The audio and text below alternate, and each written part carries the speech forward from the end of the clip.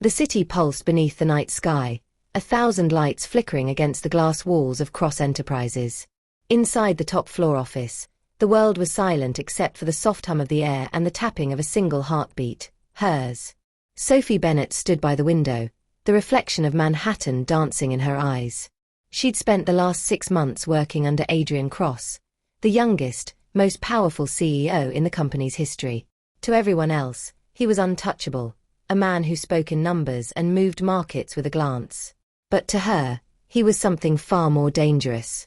He walked in without a sound, his presence filling the room before his voice did. "You're still here." She turned, trying to steady her breath.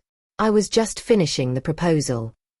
His gaze lingered, calm, unreadable, but charged with something neither dared to name. "You work too hard," he said, stepping closer. "And you don't sleep enough," she countered, a small, nervous smile tugging at her lips. He almost smiled back. Almost. Touché. For a long moment, silence stretched between them.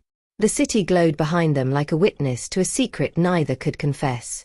Sophie looked away first, pretending to adjust a folder on the desk. "You shouldn't be here this late," she said. "Your driver's probably waiting." "I sent him home," Adrian replied quietly. "I needed to think." "About what?" she asked before she could stop herself. He hesitated, his eyes softening. "About things I shouldn't." Her heart skipped. The words hung in the air, electric and heavy. "Adrian." He cut her off gently. "You know this can't happen." "I know," she whispered. "But tell me you don't feel it too." He closed the space between them in 2 steps, his voice barely audible. "That's the problem." Neither moved. The air around them thickened, charged with everything they couldn't say. His hand hovered near hers, close enough to feel warmth, too far to cross the line. Sophie's breath trembled. "You built a company from nothing," she said softly, "but you can't build walls high enough to stop this." Adrian's jaw tensed. "And if those walls are the only thing keeping us safe?" "Safe from what?" she whispered. "From each other." Her eyes glistened, catching the gold of the city lights. "Then maybe safety isn't what we need." For a second, he forgot who he was, the CEO, the man everyone feared, the billionaire who never let anyone close.